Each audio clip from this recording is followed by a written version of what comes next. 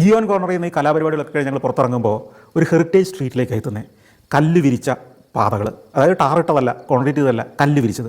ലോകത്തെവിടെയും കല്ല് വിരിച്ച പാതകൾ എന്ന് പറയുന്ന ഒരു നഗരത്തിലെ ഏറ്റവും പൗരാണികമായ തെരുവായിരിക്കും. ട്രഡീഷണൽ ആൻഡ് ഹിസ്റ്റോറിക് സ്ട്രീറ്റുകളാണ് എപ്പോഴും കോബിൾ സ്റ്റോൺസ് അല്ലെങ്കിൽ കല്ലുകൾ വിരിച്ചിട്ടുണ്ടാവുക.